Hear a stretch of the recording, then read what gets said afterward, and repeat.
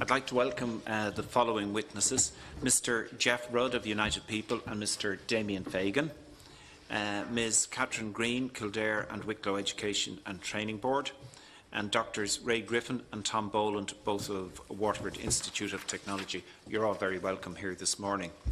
In a few moments, I'll invite our guests to make their presentations to committee, and when they've concluded, I'll then afford members an opportunity to ask a number of questions.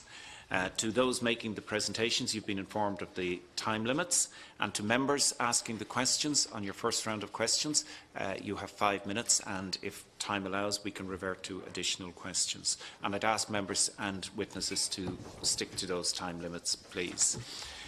Before asking witnesses, I need to draw your attention to the note on privilege.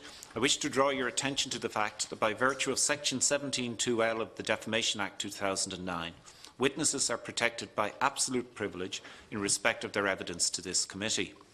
However, if you are directed by the committee to cease giving evidence in relation to a particular matter, and you continue to so do, you are entitled thereafter only to a qualified privilege in respect of your evidence.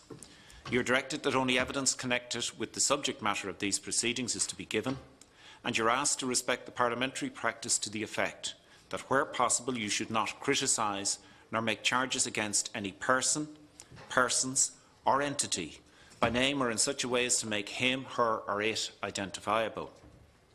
And members are reminded of the long-standing practice to the effect that they should not comment on, criticise or make charges against a person outside the House or an official, either by name or in such a way as to make him or her identifiable. And before I be starting with Mr. Rudd and Mr. Fagan in a moment, before that, colleagues, both to the witnesses and to members, if you have mobile phones, will you either turn them off or to flight mode? They interfere not just with the meeting, but the recordings and the transmission of the proceedings. So if you have telephones, please do that. I'll start with Mr. Rudd or Mr. Fagan, or if you want to share the time between you, whatever way you want to do it.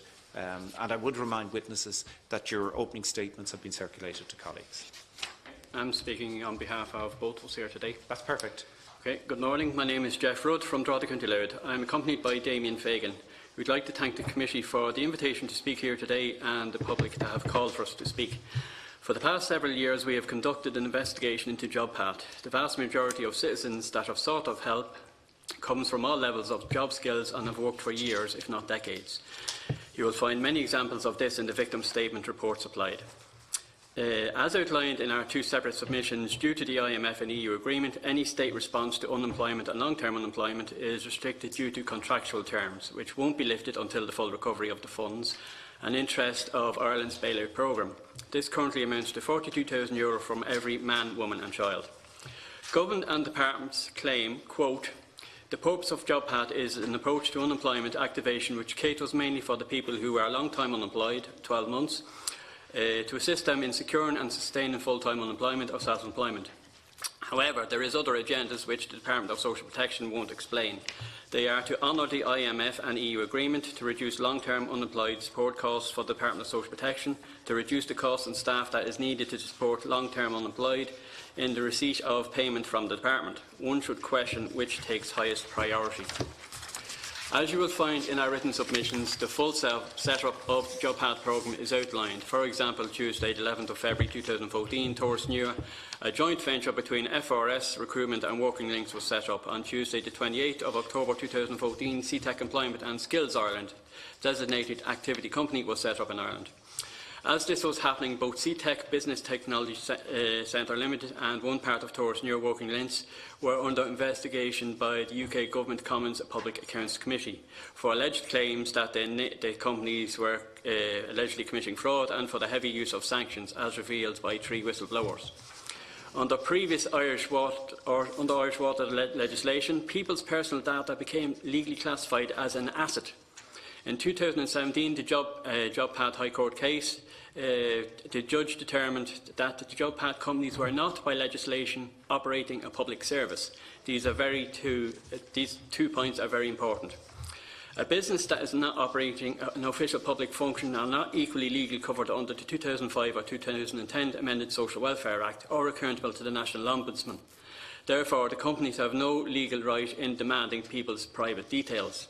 When the public try to regain their legal rights over their personal data, their legal asset, they are then accused of not engaging. They are trying to hold on to something they own, their personal data. However, others are demanding it, often with menaces. People are told that they have been randomly selected for a job path. This is possibly wrong. The 2013 job path tender exposes citizens are silently targeted through a PEX stage assessment process. The stage has put this on record, as you will see in the submitted United People 150-page job path report. It is at this stage of the job path programme that the data of the person is transferred to companies without the consent of the individual the data refers to. Under GDPR, the state has further, with job path, become a data processor, not just a storage keeper. The importance of this is also not explained to newly enrolled citizens. The advisor, a private company employee, begins asking questions about the person. The answers are to be saved to a server, again legally important, that help make up a PPP, Personal Progress Plan, known to some of you. Being more uninformed, the clients are now giving away a legal asset they own. This is a form of legal possession consent given away by a citizen deliberately kept in the dark. Speaking of the PPP, Personal Progress Plan, is defined in the 2013 Job Path Tender document to page 137. It states this is a plan developed by the personal advisor with the client whose aim is to provide a clear route plan for the client to re-enter employment. In the same document, information that is required to develop a PPP can be found on page 33, section Job Path Services, section 322. The progression plan given by the private companies is a general power of attorney contract. Clients are not informed of this legal aspect either. A general power of attorney contract is defined by the Department's own publication in Guide to Self-Guiding Your Money Now and in the future, page 8, General Power of Attorney, which has been provided. The contractual terms for this General Power of Attorney PPP are the following. Failure to comply with the company's job search conditions and targets may lead to sanctions. Full access to all employment records from past and future employers of that person. Failure to be providing personal information regarding that person and close family, including financial situations, may lead to prosecution. These contractual terms are not defined or even a requirement of the creation of the PPP in the 2013 Job Path Tender document. Excuse me one second. The greatest frustration people have about public services, privatisation-wise, for companies seeking personal profit, is that when such privatisation occurs, the effect of this is the needs of the people are overlooked and greater ignored for the wants of the companies operating such services. There is a number of victim statements applied today that will bear this out. The two private companies, CTech and Taurus Neuro, are contracted to deliver job paths based on their skills, abilities, experience and contracts. Since the beginning, both CTech and Taurus Neuro have further subcontracted the job path programme out to additional companies. CTech subcontracted to Personal Network, People First, and Taurus Neuro subcontracted to Working Links. All are in current operation today. There is a business practice by private companies that believes the use of sanctions on the public that uses public services to be the most effective method of savings. This practice was adopted from a previous UK model, the Irish Water Model and Incoming Waste Management Act. Please refer to the supplied PCS document. In this document outlines the job path protocols placed not only on the public but on the staff that are to enforce these protocols. In an additional request for tenders, RTF, document provided instructions are provided on how to get the application of sanctions applied to a person. Translated, this means the word of the companies is taken over the word of citizens that are referred for sanctions. The Oireachtas Research and Library Report 2015 highlights this problem. The Department has stated that in the designing of the job path programme, safeguards were put in place to prevent malpractices. We ask what safeguards. There are no safeguards to prevent the companies from enforcing unmeetable targets or meetings on the person to justify referral for sanctions. The worst part about having no safeguards is that when a referral for sanction is made, the Department does no investigation into the grounds for that referral. When a meeting is called, it is conducted in a disciplinary procedure manner and not a grievance manner to resolve. In the document, visual presentation on behalf of the public, we further expand upon this issue. Currently, the Appeals Office provides no safeguards against further sanctions being applied. Another safeguard that was meant to be in place has failed, as you will discover in Damien Fagan beside me's submission. Problems of the Social Act. One of the fundamental flaws is a created loophole that allows the Department of Social Protection to override the natural flow of justice as defined in our Constitution. This is outlined in detail within the documents provided by Damien and myself. This loophole in the Social Welfare Act allows the Department and companies to operate in a guilty until proven innocent system. The operation of a guilty until proven innocent system is unlawful, unconstitutional and breaks international law and a human rights treaty signed by Ireland. It is the belief of Irish citizens that a person is entitled to a fair hearing. The Social Welfare Act, in official interpretation and subsequent action, contradicts this. By signing a PPP, Personal Progress Plan, the private companies do profit, €557 per signature. €60 million for just signatures alone has been paid out. No actual service has been provided yet to clients. Based on the Controller and Auditor's General Report, Chapter 12, 2017, between July 2015 and the end of December 2017, the Job Path programme costed €83.8 million, which breaks down to 50 million for PP signatures and 32 million in job sustainment fees. The 50 million for registration fees, which has then substantially increased, is made up of just one type of payment, which is received from the signing of a PPP and no services provided. This payment is only meant to be 10 to 15% of overall job path cost. The 32 million in job path sustainment fees is made up of 4 payments for the supports given to people in employment for 13, 26, 39 and 52 weeks. Translated, the Department has spent more money for companies doing nothing in a single payment than 4 separate payments combined for actual services they are meant to be providing for the people. Therefore, the argument has to be made on behalf of the Irish taxpayer.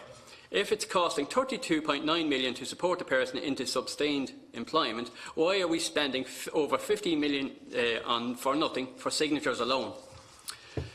The way the job path operation is being carried out, the indication is that substantial alleged fraudulent behaviour is occurring on a regular basis, in full knowledge and encouragement of the Department of Social Protection. The programme is meant to be for 30 hours per week of employment. The companies are only required to assist for 30 hours over 4 weeks. This allows the company to retain the citizen, still receive taxpayer payments, and the citizen can yet again be referred back to the programme. The submitted victim statements document provided today exposes a sample variety of victim statements regarding this. The usage of sanctions is a saving method. It is being used to repay Ireland's bailout programme. When the sanctions occur, the money is transferred back into central funding, where the Minister of Finance has already used central funding to lower Ireland's bank bailout costs. It is then fair to ask if the contractual terms of the bailout programme are not just terms to agree and honour, but also another taxpayer method of repayment on the debt. The Job Path companies contracted by the Department have been hiring referred clients for Job Path staff. For this, the companies receive all Job Path payments. As each company is required to burden the cost of their own staffing for the Job Path programme, by doing so allows additional bonus payments. This is a breach of the Job Path tender contract. Translated, they are gaining 2 separate taxpayer payments for each single staff position. This allows the companies to control the number of payments they receive for each single staff job. This issue is referred to in the United People Job Path 2019 report. Another issue is that the unemployed are sent out a letter stating they are invited to attend Job Path, while at the bottom of the letter the real message is "turn up or else you will financially suffer."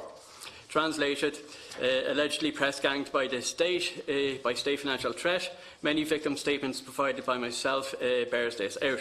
At the initial meeting, they are instructed to sign the PPP. They are not told at any point that they have the legal right to decline signing a PPP, a private contract. There are 2 main criminal offences committed by the Job Path companies that occurs when a person receives a legal right not to enter a private contract. When a person is forced into a private contract under any form of threat, sanctions, this is a criminal offence by the letter of the law itself. See the Non-Fatal Against the Person Act 1997. When the person is coerced and then sanctioned, this again is a criminal offence by the letter of the law itself, Criminal Justice, Theft and Fraud Offences Act 2001. This has been proven to the court's satisfaction in Damien Fagan's case in High Court, which I later assisted. Today we speak for many who don't have a voice, who have been the target of alleged bullying, coercion, intimidation, financial starvation and more by the Department of Social Protection on the rash say of companies. Case in point, Jerry Tobin. Please see the supplied United People report. Additionally, invites are told to apply for jobs, any jobs. In many cases, it doesn't matter if they are suited for them or not. They are ordered to apply. If they don't, more threats via the private companies are issued. State services and those that are supposed to work with the citizens around their day-to-day requirements, including family schedules and health conditions. In job path reality, the opposite occurs. Too many times, people have been sanctioned or cut off for having the cheek to go to a hospital or drop their kids at a school first. They subsequently have been unable to make very poor assigned appointment times. Conclusion. As job path has continued, hundreds of people, possibly thousands, have found themselves being allegedly abused, shouted at, kids shouted at, made to feel inadequate, treated as if they were second-class citizens to kick about. They have been treated harmfully, alleged assaults, sexual harassment, their personal data abused, illegally deprived of money that has left them hungry, maybe homeless, at the mercy of others and more. You will find documented examples of all this in what I have supplied in documentation today. In some cases, people have tried to kill themselves on job path property.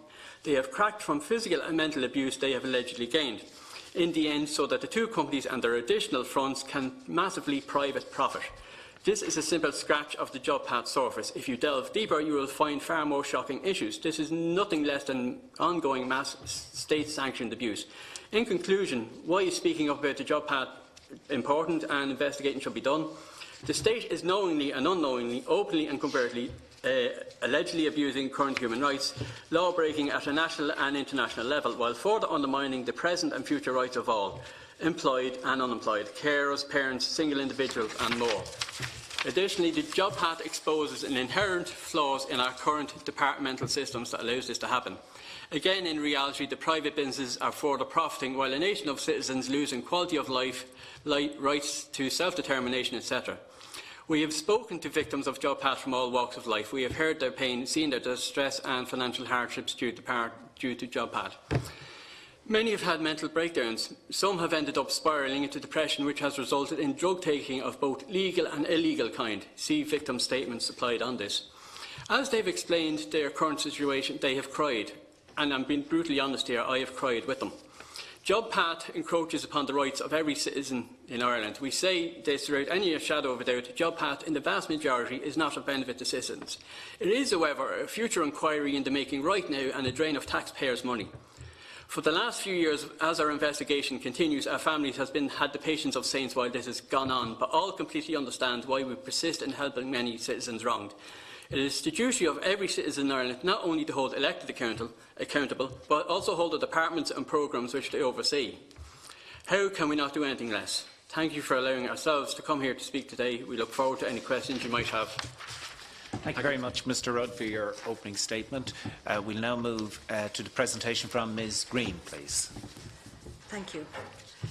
Well, thank you very much for the invitation here today to contribute to this very valuable discussion that you're having in my role as Chair of the Adult Guidance Association. Just to say to you, I work in the Kildare and Wicklow Education and Training Board as a coordinator of guidance, and I deliver guidance in the Bray area, but I also coordinate the service across the whole of Wicklow. But today I'm representing the 37 services working across the 16 ETBs in our service, and I'm here to promote, I suppose, and advocate on our behalf, as we see ourselves and did see ourselves before Job Path came along as the organisation that should have been doing the job that Job Path is now doing. Okay, so to just give you some background to our service, the AGES, the Adult Education Guidance Services, were established in 2000 in response to the Department of Education White Paper Learning for Life.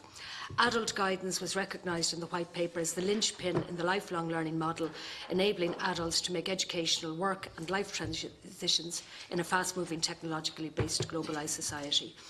The guidance counsellors in the Adult Education Guidance Service have been and continue to be professionally qualified to postgraduate level in guidance, as set out in the DES Course Recognition Framework document dated 2016. The AGES, the Adult Guidance Services, provide a full-time, year-round objective, professional, quality-assured guidance and information service. The service provides guidance to adults at the pre-entry, entry, ongoing, pre-exit and follow-up stage for those engaged in adult education and training. The service is underpinned by the following principles: learner, client-centred, confidentiality, impartiality, equal opportunities, accessibility, transparency and empowerment. And that comes directly from the white paper, Learning for Life 2000, which was where we were instigated and got our legal framework. That legal framework was continued through EU and national guidelines. The Aegis model is informed by these. EU policy identifies lifelong guidance as core to a successful, dynamic, knowledge-based economy, viewing it as an effective conduit between education and sustainable employment while promoting social inclusion. That's from the Lisbon Agenda, but also it's written into our National Skills Strategy 2025, which I'll mention again. So we then, in the Solis FET strategy, became really excited when the Solis FET strategy was launched in 2014. The adult guidance services were recognised by Solis and the Department of Education and Skills as the model for delivery of educational and career guidance to adults in Ireland. That's in section 10.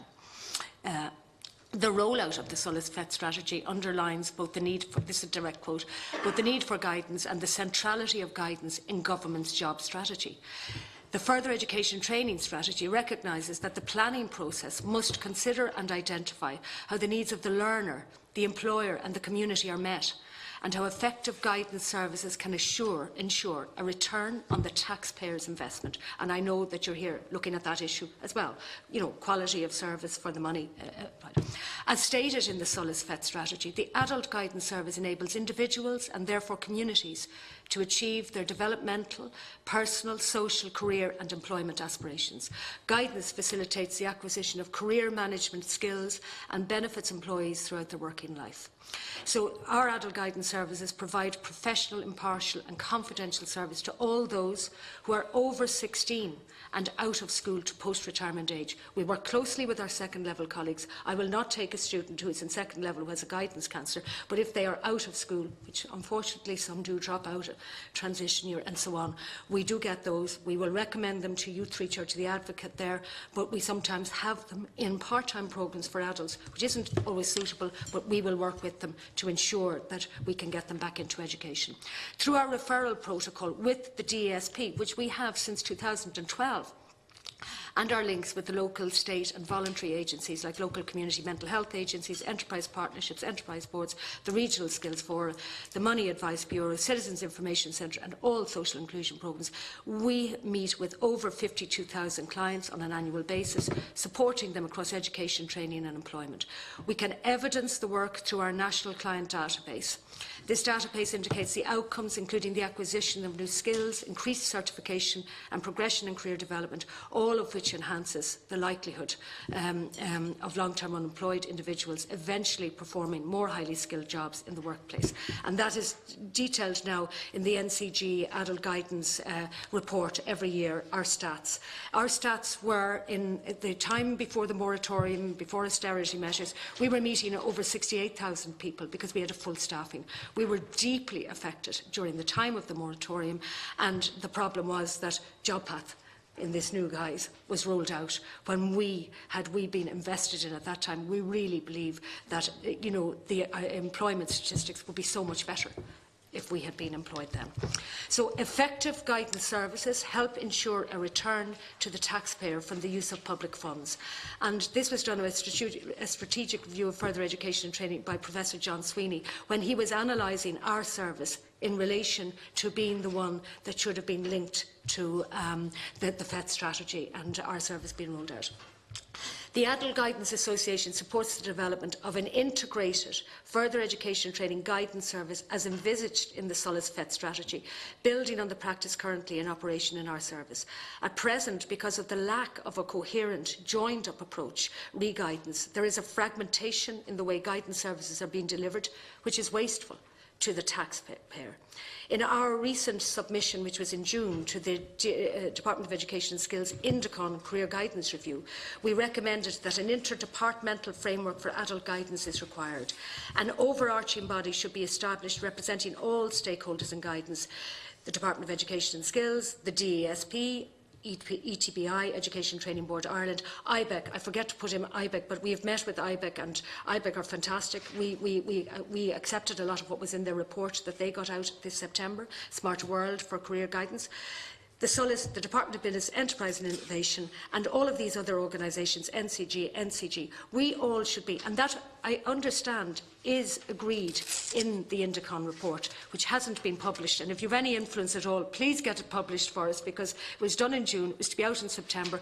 Minister McHugh has a lot on his plate, I know, when he came in with the school issue, but we really want to see that review, because we think it can change the way things are being done in relation to this model. So I want to compare our service with the JobPath model. The JobPath model was based on the model being used by G4S Recruitment Company in the UK, which was criticised by Ofsted.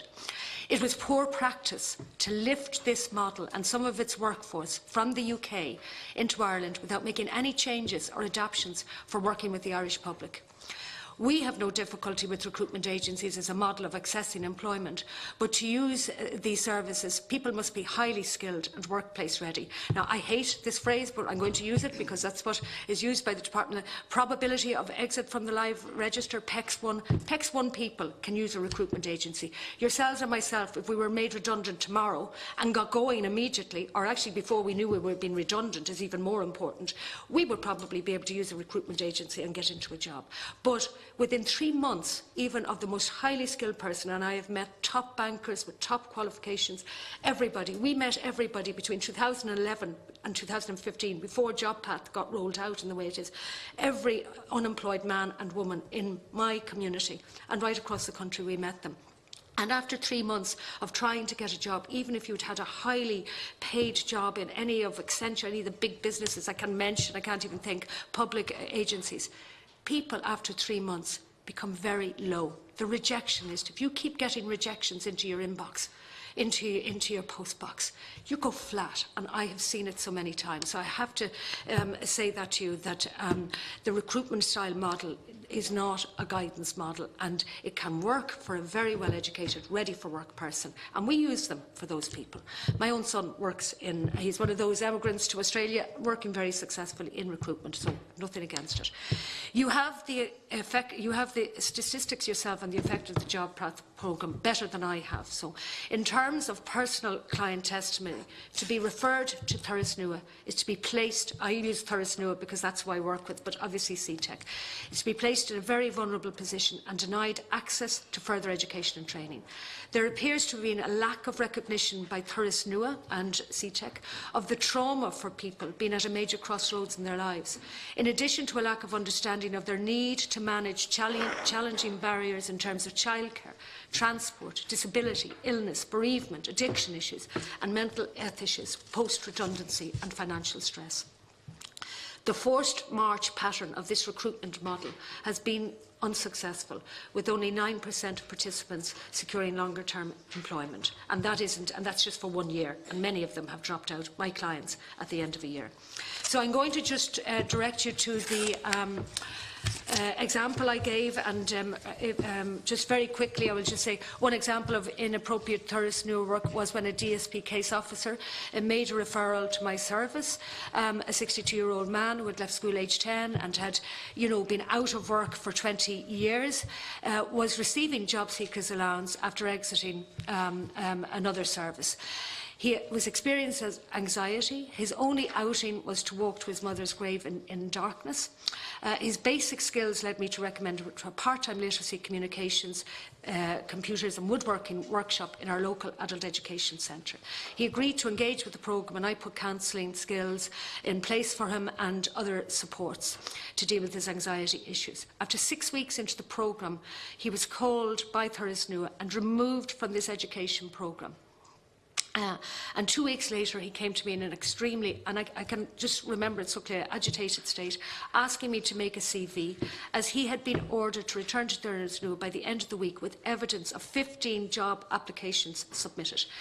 In this 3-week period, while he was engaging with Thurasnua, 3 different Thurasnua advisors had contacted me for a copy of his CV, and one of them said, "Dear lady, please send CV to me of, and the name of the person spelt wrongly. And that is, some of the people who were hired in this organisation were unskilled to deal with the level of person that they were dealing with, which was very difficult. Our client did a full year with Thurles without getting any work. And we have recently learned that he has been returned to Thurles and he will be with them until September 2019. At present, he is not engaged in any education or training or employment, but is required to attend on a monthly basis, where he has a chat with a very nice gentleman now. And we are experiencing now that I have a better relationship with the people in Thurles because I'm putting them onto our programmes. But we've got a double work to do. I have to get in touch with them. I have to get in touch with the DSP. I have to get it sent. It takes about 6 to 8 weeks then. They've already lost maybe 3 months being with Thurles. So it's a doubling up of and waste of time and bureaucratic time. So our own case study, you see that this is a case study that is in the NCG database. And I won't go through it, but I think you can see that the way that we, the model that we are working, was very, very successful. So, following on from the Thurles, it is clear that the approach taken by Thurles Nua, one-size-fits-all model, does not deal with the individual circumstances and displays no long-term strategy towards career development, confidence building and educational qualifications, without which there is very limited access to sustainable employment. One professional approach over a period of time leads to better outcomes. In our experience, and particularly for those with very basic skills, the minimum term required to gain new skills is 1 to 2 years, attending a further education and training, QQI level 3 to 5 qualification, or accessing a traineeship, which are great now, the new traineeships, or apprenticeship. Longer time would be required if they want to obviously gain a degree or a higher level of education. Once in employment, people can continue their education through part-time options like springboard evening training courses and job training where provided. One would question how the job paths approach outcomes can be validated. Also, it is difficult to understand how the approach blends into the National Skills Strategy with its narrow employment-only focused objective.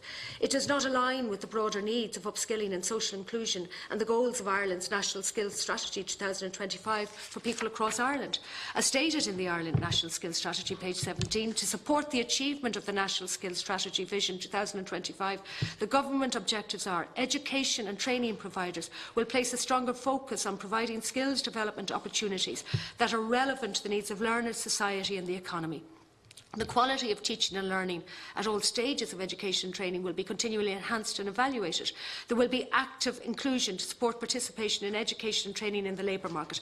And the example that I gave you from our model of the Integrated Information Officer, myself as the guidance, and our CV and interview skills service, which is second to none, got that woman who was made redundant, lost in confidence, out of work, back into a job. She's working extremely happily in administration. And recently in my office I got an opportunity. We're working very closely with employers now to give another, an employer was looking to employ somebody with good administration and communication skills. I rang 4 of our past clients in the last 3 months, and 3 of them, based on our CV and interview skills work, because they were ready for work, people that I was looking at, had already got positions. One in a very good company, Accenture, another one in an Irish university, and a third one in a local, very good company in my own community in Bray. So they are the stats that and we can evidence this in our database. Since establishment in 2000, the adult guidance says where the service charged to work with those who are unemployed and marginalised so that they can avail of education and access opportunities in order to obtain sustainable employment and facilitate social cohesion. This objective was further developed in 2012 by the referral protocol from intro-case officers, and I want to say that we have a fantastic relationship with our DESP case officers, who they themselves, I don't think they could say it, would really do anything to avoid the person having to go back to a Thurles or a CTEC situation, because they want them to get their opportunity for education, and we work extremely well with them when they come to us in the initial phase. Furthermore, we note the recent debate about the service delivery model of JobPath, which has been awarded a budget of 140 million since 2015. Only 9% of participants have progressed into full-time employment, and I believe the figure is wrong here, that I have 11,000, but John will correct me on that, who previously used Theranis are returning for a second year, like my client, of participation. By comparison, in that same period, the 4 years between 2015 and 2018, the guidance service have met with and progressed more than 208,000 beneficiaries on an annual budget of just £6.5 million, with a cost to the state of £125 per beneficiary. And we, I can tell you, in our services are not looking for more money for ourselves or anything like that, but we want you to support the increase in our service and the rollout of us to be the service to replace the JobPath model, which we were chosen to be in the Solas FET strategy, the government's own strategy. So furthermore, it is crucial to mention that we provide a service to all unemployed individuals, including those not entitled to social welfare payment, low-skilled employed, those on zero-hour contracts, underemployed, which can be very high-skilled people, unfortunately, who are now underemployed, those facing redundancy, early school leavers, and those who have left college without securing employment. One other issue that the Adult Guidance Service would like to raise is the demand for progression for clients accessing education and training by the Department of Social Welfare. This can be counterproductive when jobs are changing so rapidly and their qualifications are outdated. So any of us in this room, leaving work tomorrow, being made redundant, I know myself, my IT skills would have to be majorly updated, and I would be afraid to go for a job that I would have a lot of other qualifications for, but that would be my weakness. And I'm sure in this room, any of you leaving here today, you need the opportunity. So sometimes that could be a level 6 that you require in supervisory management, but you wouldn't be allowed to do that by the DSP because you have to progress. I'm going further. I will move on. I suppose one key thing I wanted to say is that I think that this project, JobPath, is displacement of public services, and also it's a duplication, and therefore I bring back the thing to the value for money exercise. We do believe that we are the exercise. We are hopeful we are the service to deliver it. A key component of our work is helping those who are long-term unemployed. As highlighted by Cambridge Professor Tony Watts, the career guidance counselling process is not only focused on finding people jobs, but supporting people to become resilient and to construct their own career journey. We are hopeful that the guidance review will soon be published and will ensure that a national lifelong career guidance strategy will be rolled out to ensure a coherent career guidance provision is provided for all individuals at all life stages across Ireland. Thank you very much for the opportunity. Thank you very much, Ms Green. Just to say, I know you didn't get to complete the statement, but the statement in full has been circulated, your opening statement, to all of the members, and I want to afford them an opportunity for questions. Appreciate that. Thank you. And our final presentations are from, is it Dr Griffin, Dr Boland, or both of you? Whatever way you want. Okay. So, Chairperson, committee members, thank you for the invitation to present our research to the committee's discussion on JobsPath. We're joined today by Dr Aisling Tuitt, an Irish Research Council postdoc researcher on the Waterford Unemployment Research Collaborative Project at WIT. Since 2012, we've interviewed 121 unemployed individuals in an aspiration to capture the experience of unemployment. Gathered over 7 years, our work captures the considerable transformation of welfare services under the Pathways to Work initiative. Since 2014, in our data, we clearly see a significant shift towards a less supportive, more conditional, less empathetic, more pressurising welfare system, where the threat of sanctions are ever present. The individuals subject to this are forced to perform as directed by case officers in intro and job path providers, often against their better judgment and usually without a positive outcome for themselves. Since 2016, many job seekers distinguish between their experience in intro offices and their referral to JobPath as a very distinct intensification of pressure upon them. They moved from a bureaucratic system, which can be unsympathetic and is often given to autocratic direction and demands, to one that actively and capriciously patronises, cajoles, threatens, manipulates and at times bullies them. Many identified this service as the state deliberately attempting to lower their expectations of work. First in terms of their reservation wage, but also interfering in their family and caring responsibilities. Long-term concerns for career development and life balance were notably absent from job path providers' concerns. While they may be intended to support re-entry to work, many aspects of welfare services on the various schemes compound the already negative experience of unemployment. In our research, we encountered 25 individuals who report direct personal experience with job path, largely tourist nua.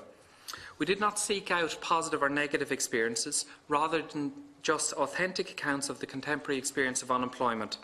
And we encounter reflections on the service that are very different from those in the evaluations of the department and job path providers. All our interviewees, all 25, recalled being forced to undertake futile bureaucratic routines, such as mandated and monitored job search activity. For example, they were watched over while sitting at a computer for a number of hours while they did internet searches for jobs. They had their CV rewritten for them or massaged in order to orientate them towards existing job interviews, without reference to long-term career development, personal circumstances or responsibilities. We got reports from all people we spoke to of being forced to undertake coaching, personal effectiveness and confidence training, which interviewees reported was delivered largely by unqualified and inexperienced trainers and actually served to undermine their confidence and sense of self-worth. They were asked over and over again for proof of job search under suspicion of duplicity. They felt intimidated over technical and minor infractions of the Byzantine rules in these schemes, and they were often required to accept employment that individuals considered incompatible with their personal career ambitions or their family responsibilities. Specifically, and we provide more detailed case in our submission of these, we encountered one woman who was sanctioned and ended up relying on a food bank and high interest debt. We encountered a traveller who, despite a decade of whole-time schooling, left the schooling system with very low levels of literacy and was enrolled in training, mandated training, that required very high levels of literacy, and he had his name amended against his wishes on his CV to conceal his ethnicity in job search. We encountered an aspiring architect whose carefully husbanded career ambitions, she found her job search was micromanaged in a way that undermined that carefully laid plan of developing a reputation with local employers, and then was directed to reduce her expectations and accept other types of work. We also encountered a pregnant woman who was directed under threat of sanction to accept work at a call centre in a location some distance away, which she had absolutely no means of getting to. There was no public transport, and she was advised to make friends with people or car share or carpool or something. We should emphasise that all respondents detailed a continual threat of sanctions, which made engagement and compliance with the various tasks they were encouraged to undertake appear compulsory. Thus, our data demonstrates that beyond the actual application of sanctions, that the process of activation under threat of sanction is in and of itself a negative experience. The process is a punishment. Our qualitative data is commensurate with international experiences. So while comparing the percentage of individuals sanctioned against international benchmarks, Jobs Path is not a harsh sanctioning regime, but we know the ever-present threat of sanctions has negative long-term consequences for individuals' well-being and future earnings. While officially sanctioning decisions are made by the intro office, in practice and in the experience of job seekers, the recommendation of a sanction by a job path provider appears to be a fait accompli. In other prior research, where we've spoken to counter staff and case officers and welfare offices, the job path providers are described as deciding sanctions, and the intro simply implements them. We did not encounter any positive experience that we could report to the committee today in our interview data. My colleague Tom Boland will detail our policy evaluation of job path. So, our interview's experience of job path is that it's a scheme that actively undermines their personal reservation wage and their labour market expectations, so that they'll accept any job, however unsustainable, unsuitable and precarious. It's inspired by behavioural economics and the idea of subtle nudges. Job path assumes that the problem of unemployment is idleness and that a work-first approach will ultimately lead to sustainable, high-quality employment. In practice, these measures constituted a stressful and unwelcome intervention in people's lives, even described as traumatic in some cases. All of these interventions are made under the threat of sanction for non-compliance, and this pressurises job seekers to accept any work, which may explain why there's 25% commence work, but only 9% are still in employment after 52 weeks, the same as if they had not gone through the process. International research has begun to re-evaluate these clichés that any job is better than none and that work is always the quickest route out of poverty. It's not the case. Many of the job path interventions were already emerging under intro and were part of a traditional local employment service supports the unemployed. What is distinctive here is that they've intensified and become more aggressive and more punitive under job path. This is due to the pay-by-results model or the recruitment of staff on short-term contracts without necessarily having professional careers in the welfare system as per guidance supplied by the Educational Training Board. Given what job path aspires to do, this contract has an unfeasibly short time horizon, which does not facilitate the building of durable institutional resources on the awardee's part. If Ireland really has perpetual need for the complex and contextual pastoral skills for nurturing discouraged job seekers back into the labour market, it takes time to build such capacity, and if done correctly, it could be valuable. However, a 4-year contract is an unsuitable instrument for this activity. I want to talk about creaming and dumping, so-called. Our interviews mostly reported being acutely aware from their experience of job path of the so-called payments by results model that drives the initiative, and so they all had a realistic understanding of their own personal labour market. They actively encouraged and supported their job path caseworker in creaming and dumping, whichever, and they tended to grow frustrated, really, when they were asked to do things that they perceived to be harmful to their career prospects or their responsibilities. In fact, they tried to negotiate the creaming and dumping that they knew to be going on. It's also worth noticing at this point that there's a huge inconsistency in the geographical distribution of sanctions. It does not correspond to the level of the population of the unemployed. It ranges from about an 8% sanction rate in Louth or Limerick to almost nil in Mayo. And this inexplicable variation is consistent with our long-held research, which suggests that there is a significant variation in how rules and eligibility are applied and interpreted office by office, day by day, welfare officer by welfare officer. This sort of thicket of schemes, their constant reform, their adjustment, their modification, make the rights of a service user unclear and contingent to both users and frontline staff. In conclusion, activation in the form of human capital building and supported job search can have long-term positive effects on the supply side of the labour market. We suggest that investing in training and the Back to Education scheme are the best tools for doing this. Policies which emphasise welfare conditionality and sanctions are short-sighted. They require compliance under threat of being put below the minimum level of income, and this mainly has negative consequences. There is significant international research on the consequences of sanctioning, from short-term poverty to long-term health and well-being problems and negative future effects on earnings and employment. The knock-on effects on the economy are to foster precarious, low-wage, no-wage cycles and alienate those who are most disadvantaged and to unfairly pressurise those who are temporarily out of work. Rather than using both sticks and carrots, we suggest removing the threat of sanctions as a core administrative tool, because the benefits of an education opportunity or a job, these should be sufficient motivation in themselves. Sanctions may have some part to play in the benefit system, but their current role is out of all proportion and against the principles of natural justice. Clearly, sanctions should be subject to stronger regulation and oversight, and we've recommended more specific measures elsewhere in our previous research and submissions. Regarding JobPath, the payment by results and short-term orientation of the JobPath contract are unsuitable policy instruments. The power which providers wield over the unemployed is neither appropriate nor commensurate with the vulnerability of this population.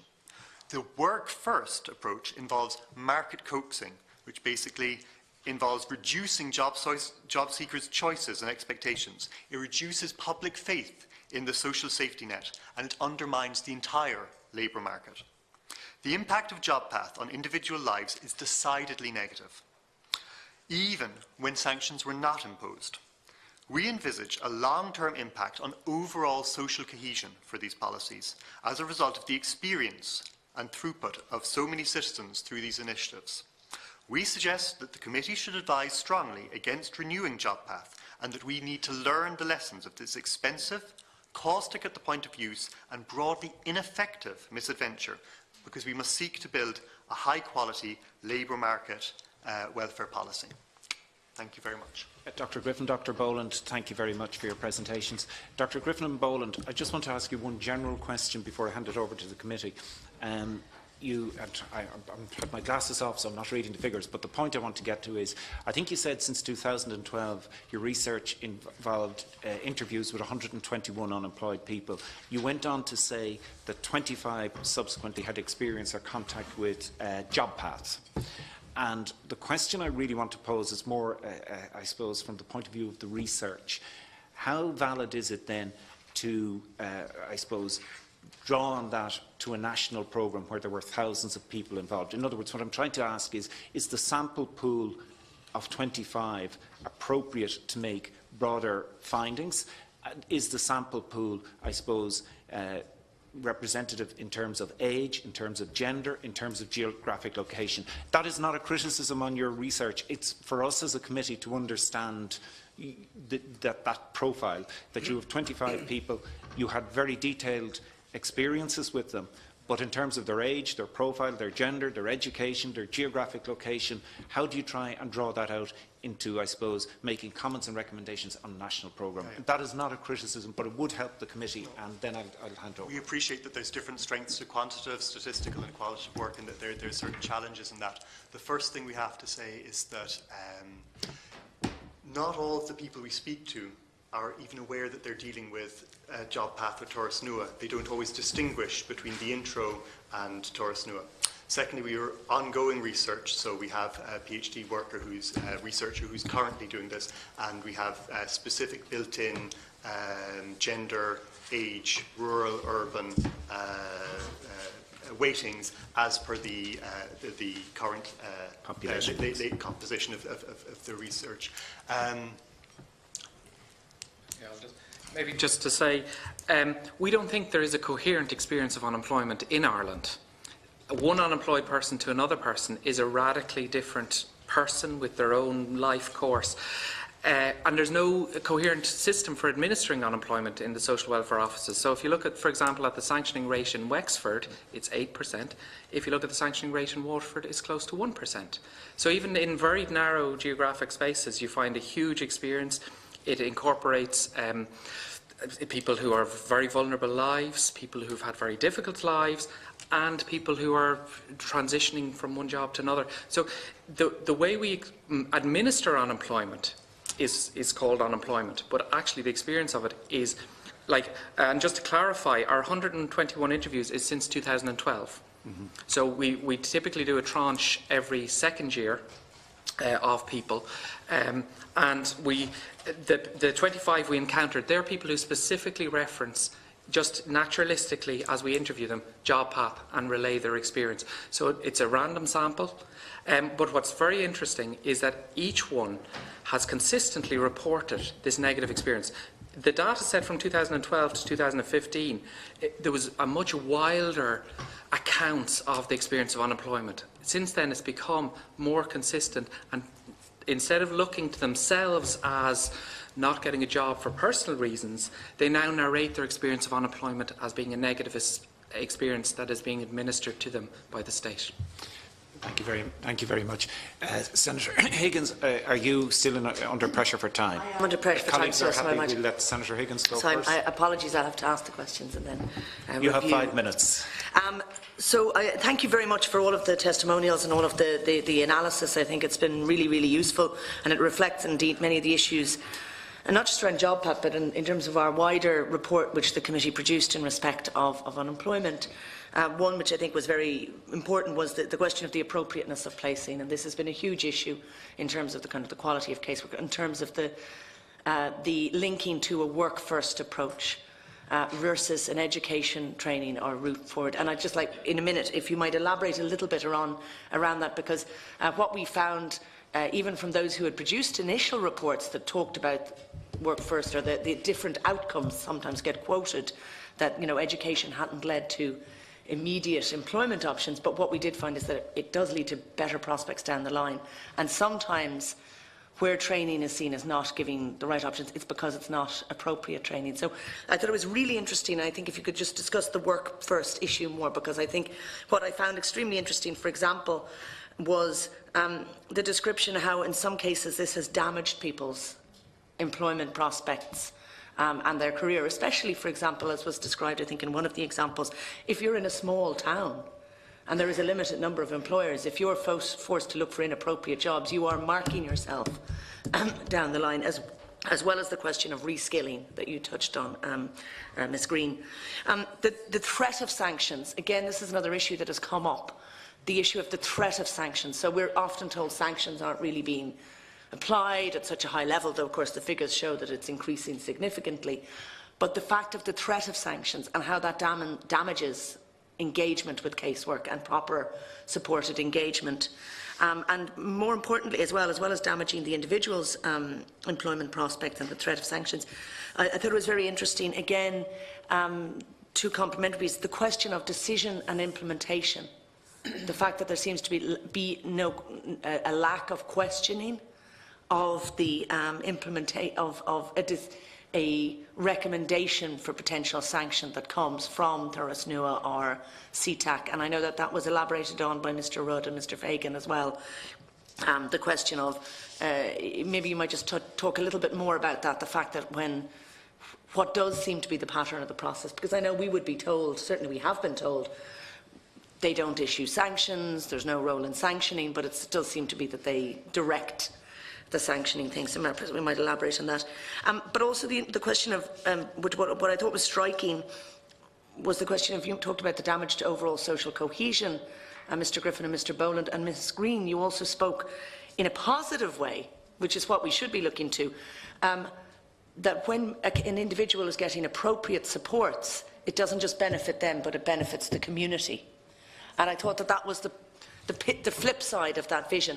So I really would thank you in particular for your presentation, because I hadn't been aware of the extent of the work, and what it did is it showed to me where we could be in terms of supporting individuals, and again the ancillary benefits to when you recognise people as humans, you actually support their family, because I would imagine that the distress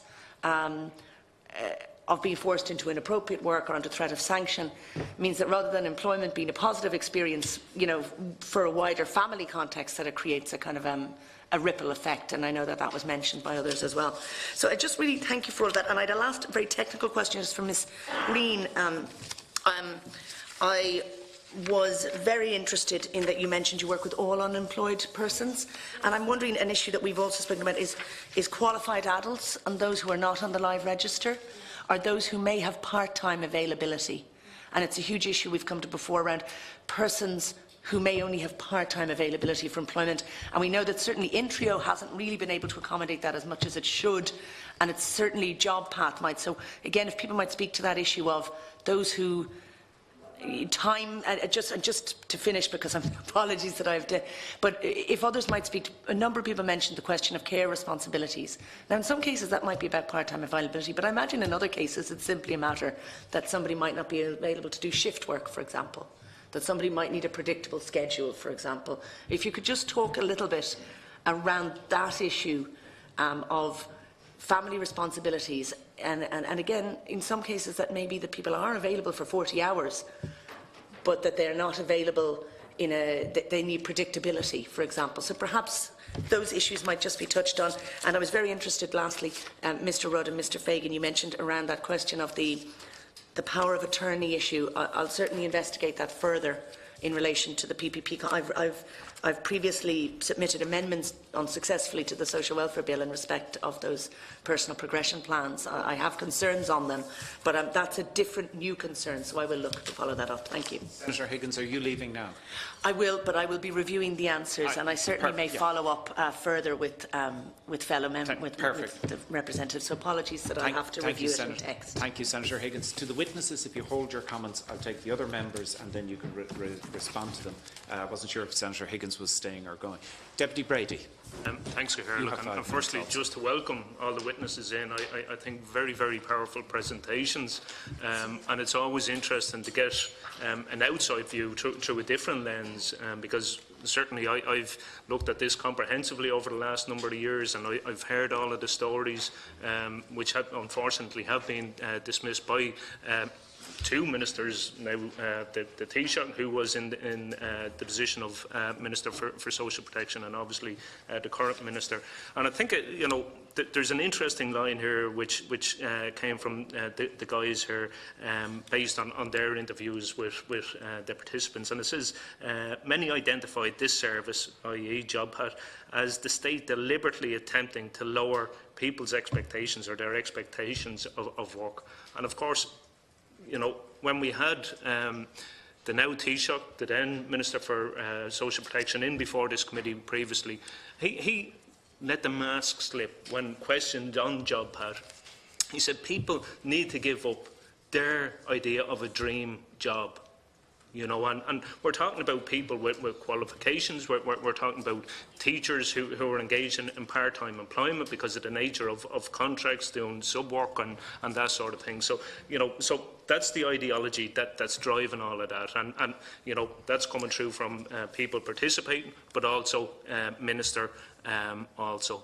Now, there was an interesting I suppose piece there from Miss Green, just in terms of one of the people that she had engaged with, the 62-year-old man who left school at the age of 10, unemployed for 20 years, engaged in the services that had been identified, not through the narrow employment only focused objective, but a skill set identified to suit him. And I thought it was interesting that JobHat were able to come and take that individual who was engaging in that, doing woodwork and computer and IT, all the other skills that had been identified that were needed to get him back into the workforce, and JobHat were able to come and take him out of that setting. And we know now he's one of the 15,000. I think that was the latest figure that I've been given, people who've been called back up to engage with the programme for the second time round. So just to ask the question as to whether that's a common occurrence, people engaged with the services that JobHat are coming, and how that actually comes about, because I think it's absolutely appalling. And the other question there, just in relation to people obviously being referred over to JobHat, and then being referred from JobHat back over to the Adult Guidance Service. So how that actually comes about, and it's interesting to hear your analysis, the duplication and all of that. So just to get some further comments on that. Now, we've heard evidence from other groups, and I've engaged with, for example, the local employment services, who do phenomenal work across the state, and they've given evidence that through communication with myself and others, that if they had been given additional resources, they would have been able to skill up, expand to take on the work of the privatised, of the whole area through Thursnew and CTEC. And we know since the formation of JobHat, the numbers being referred over to the LES have gone down year on year as more people are going into the privatised setting. So have you figures? I don't expect you to have them now, Ms. Green, but do you have figures as to people who have been referred over to your services for the years of 2016, 2017 and 2018? And have you seen a depletion of numbers being referred over since the formation of JobPat? And I think the chair is going to allow questions first, and then for you to go back in. So, I suppose the service that's offered in the adult guidance. I mean, how does it differ when someone engages with yourself? We know what people have to do when they go to JobPat. They have to go, and the evidence that has been given by Mr. Rudd and others, they have to go at times that don't suit them, at the best of times. But when someone is engaged with yourselves, I mean, are there regular meetings? Is it a weekly meeting? Obviously, we know there's no sanctions imposed on people. So just can we get a bit of an insight as to what people do? Just tell you that we're oh, sorry. Let the questions finish, and I'll come back, because there have been a variety of questions that will influence all. So we take all the questions first, and then I'll give everybody an opportunity to respond to what's relevant to them. Will you conclude briefly? Just a couple more points. We know the contract for JobPat, Thurst New and CTEC is due to expire this year, and I've been calling for it to be cut right now, and that needs to happen. What would you like to see happen in the here and now if the government, the minister, isn't prepared to curtail that contract? At the end of it, do you think the Adult Guidance Service would be in a position to meet that demand at that point? Just a couple of questions to a couple of the other witnesses, and I ask for your indulgence here, Chair, because it is a very important area. I was taken by the evidence that was given by both witnesses. Just a quick question to Mr. Rudd, because he gave a figure there in relation to signing the PPPs of 557.70, and obviously the total amount now. The evidence that was given at the Public Accounts Committee prior to Christmas, where for the first time we got the actual costs and the expenditure, that gave a figure of €311 for every signature, and it went through then the different sustainment payments for 13, 26 weeks, 39 weeks and 52 weeks, €613, €737, €892, €1,165 if someone is in sustained employment for 52 weeks or more. So just can I ask where you got that figure of €557.70 for the signing of the PPs, because that contradicts the evidence that we have been given of 311. And just a couple of concluding questions to the guys. And again, very, very powerful information contained in the statement. And certainly I've done a comprehensive analysis, where people could come and give their evidence to me. And like your engagement with the 25 witnesses, I got no positive feedback in relation to JobPat. But the one thing that did strike me was the individual that essentially had his identity, curtailed, attempted to hide it, and I'm talking about the traveller man who was forced, against his will, to have his name changed, to get a job. He would not agree to it, and that change was made on his CV. I find that absolutely appalling, particularly when this House passed a momentous bill last year which gave recognition to travellers and their ethnicity, and I find that absolutely appalling. And it feeds into, you know, I remember reading a book by Pádraig Pearse many years ago called The Murder Machine, and it was about the education system where everyone was channeled to be the same, coming through this, you know, conveyor belt. And that's what we're seeing here now in terms of labour activation, that everyone has to be, you know, this product, conform, identities, you know, done away with, solely to get into this low-pay, precarious employment. Deputy Brady, and that is what is at the essence of all of this. So can I just ask, you have done a comprehensive piece of work, and I think it would be very worthwhile for this committee if that work could be given over, if you were prepared to do that, for further analysis by this committee, because I think it's a powerful piece of work. And just a final question, very briefly, to the guys, as to whether the findings or that report have been given over to the Minister, because the Minister is in complete denial. She still stands over this fallacy that JobPat is the most successful labour activation scheme in the history of the state, and she fails to take into consideration the thousands of people who have been bullied, intimidated, cajoled, identities robbed, stolen, suppressed, to get into this low-pay precarious employment. So, as to whether that report has been furnished to the department. Deputy Brady, if I have an opportunity, I'll come back to you, but I want to be fair to give the witnesses a chance to respond, and I have Deputy Smith who wants to contribute. Deputy Smith. Okay, just a couple of additional questions, and just to say thank you. You're doing great work, and I would thank you on behalf of everybody out there who is victim of this vicious system.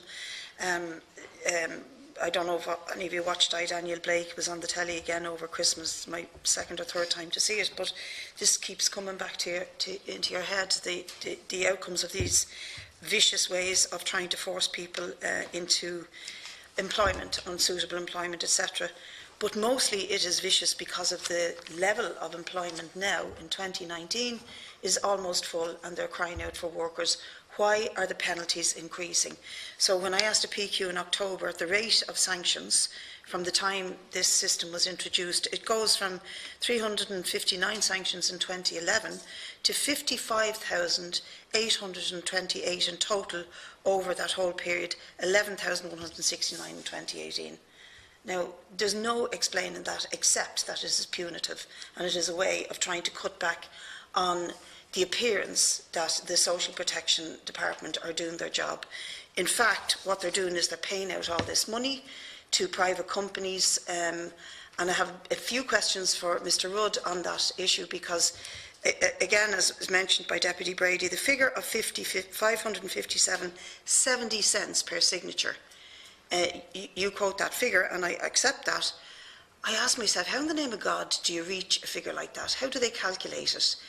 557.70 cents, not 558, or not 500, or not 600, or 550. How do they calculate it down to this exact 70 cents? And what the hell is going on there? And what is going on when the two companies are further subcontracting out, you know, outsourcing their own work? Can you explain what you think is happening there? Is it that they can't cope with the volume of penalties that they're introducing, or the volume of people who are coming before them through intrio or through random selection? And then I also would like, if any of you can tell us if you've done any work on the rate of individuals who've been blocked from going back to education or into a CE scheme, because we get lots of people coming to us who, at the same time, almost simultaneously, within days or hours sometime, they're called into JobPath, and then they're told by a different department that you have the back to education allowance, or that there's a CE scheme there for you to participate in, and they're immediately blocked by JobPath from going into that back to education scheme or into community employment, which is a huge contradiction. In terms of what the government say they're trying to achieve, it's a contradiction. It's also very clear that a lot of the work that they're forcing people into is precarious work. And we just passed a bill here before Christmas to try and organise around precarious work, the bandit hours contract bill that was to try and stop the spread of precarious work. And look what we're doing, forcing people into further and further precarious work. I too want to comment on the forced change of name by that was forced on that traveller man. to hide his ethnicity. I came from a meeting with the Oireachtas Traveller Group the other day, where the Minister explained to us all of the different initiatives that are taken to bring about the recognition of ethnicity. And this again is another contradiction in government policy, that they try to force travellers to change their ethnicity while another department is spending a fortune, literally, on creating committees that's going to try and help them gain their ethnicity rights. Those are the main questions, just the blocking of individuals, how they reach the cost, the outsourcing, the precarious nature of it. And the very last question, it might be a long answer, but if it is, you might be able to give it to me expanded in writing. You say in your submission, Mr Rudd, that the reasons, that one of the agendas of the department is to honour the IMF and EU agreement. Can you expand on that? What does the agreement actually say that the government have agreed to, the IMF and the EU? What does it actually say about forcing people into this kind of a contract through the state machine? Thank you very much, Deputy Smith. Just before I go to the witnesses, I want to put things in context. You today, first of all, to thank you for the presentations and your attendance, and you today are part of a process. This is an issue that this committee has been investigating for a while, and we're coming towards the end of it. And it's important that, as a committee, we will produce a report. So the report will have findings and will have recommendations. And as Deputy Brady indicated, the current job path, as we know, the timeline is coming to an end. So the report is timely. In your comments, I'd ask you to avoid repetition and be as specific to the points that were raised. I suppose I would specifically ask you to be mindful that there are two elements of the report: the findings of job path as we know it, but we're equally concerned, and I think Mr Boland, you made a comment, your last line was, you know, we'd recommend that you discontinue the policy immediately. You talked about what could have been, Ms Green. I suppose I would, as a committee, and whether you do it today or you would like to follow up in writing, because obviously time is limited, we are equally concerned about your vision of what you would see following the current phase, because as a committee we will be making recommendations for the future, and I think that's an important point to make. So while you've highlighted a lot of issues, and I'm not being dismissive of those issues, they will be part of the findings, but there's also a measure of what recommendations or what are your suggestions or proposals. The committee would be interested in that. Obviously, you're limited on time today, and if you want to submit in writing afterwards to the committee, we will consider those. Mr Rudd, I'll go down the line. I'd ask you to be direct, specific, avoid repetition, and mind the time. Mr Rudd, will you start with the money? A few of them have asked you about the 557. In the 2013 Job Path Tender document, which is available online and anybody can read it, it states that the companies are getting 15% of the total price of the price that's on everybody's heads. As this committee has discovered yourselves, the total price is €3,718. 15% of that is the 550 figure. Exactly. It's simple mathematics. Check the 2013 Job Path Tender document. 15% is quoted in it for the bonus, for the signatures. The maths is simple. That's what boils into that. That were raised, Mr Rudd? Yeah, there was a number of questions raised, and I want to address a good few of them, if that's okay. I'll make it as quickly as possible. Yeah. As regards rolling sanctions, this has been going on for some time, and in one of the submissions that I have provided in the victim statements and in the United report, I mentioned the case of Jerry Tobin. I have his full permission to talk about him. He was sanctioned from March last year up till December the 22nd. There was rolling sanctions non-stop. Now, under the Social Welfare 2005 and 2010 Social Welfare Act, after 9 weeks, a client or anybody that has been sanctioned, even outside job path, is supposed to go back on the social welfare for at least 1 week before another 9-week round of sanctions is supposed to kick in. This didn't happen in his case, but he's only an example case. It happened in many cases. He was sanctioned straight through from March till December the 22nd, and even then he still hasn't got his money back at all, and they promised him he might give some of it. Now, he was actually sanctioned, and we have it in documentation and it's provided in the report. He was given a letter stating he's been sanctioned because he didn't provide sign a PPP. Now, it's on record. It's on record on the 8th of March for the Public Accounts Committee, Mr Joan Curran, Assistant Secretary of the Department of Social Protection, stating on record that people do not have to sign the PPP. It's the legal right to retain the right not to sign a private contract. Yet he was punished for trying to retain his legal right not to sign a private contract. Now, we have many examples of that. I've submitted one document here today which has 101 victim statements. And in another document there's more victim statements. This is a constant ongoing in. There is rolling sanctions going on, and it's actually illegal because it's not covered in the Social Welfare Acts.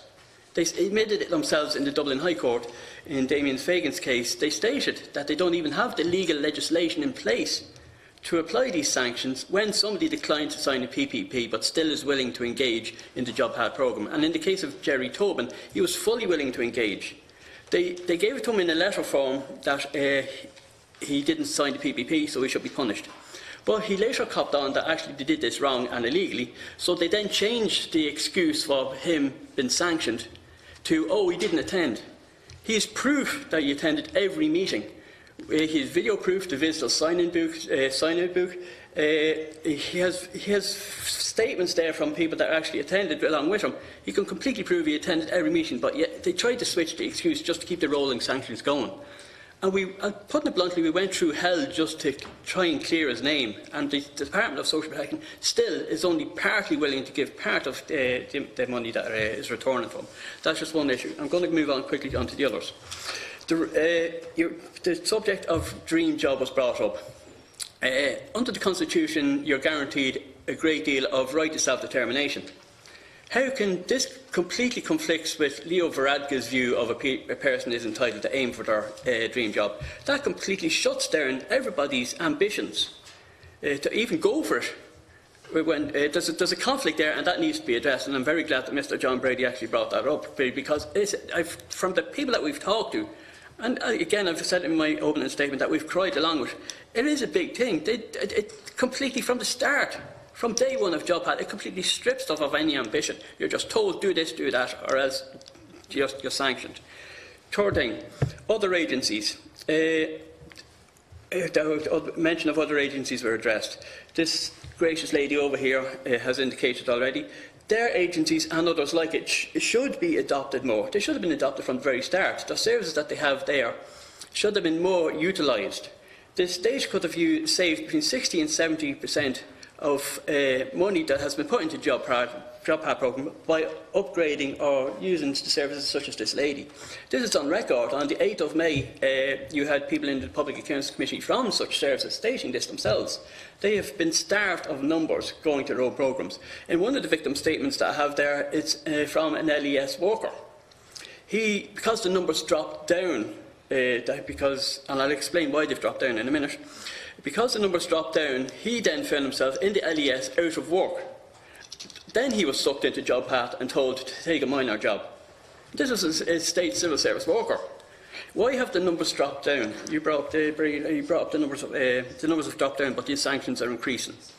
The numbers of unemployed are dropping down. Now, we can argue over percentages, but they are dropping down. That means that the group of people available to be sucked into Job Pad is getting smaller. The companies are getting more desperate.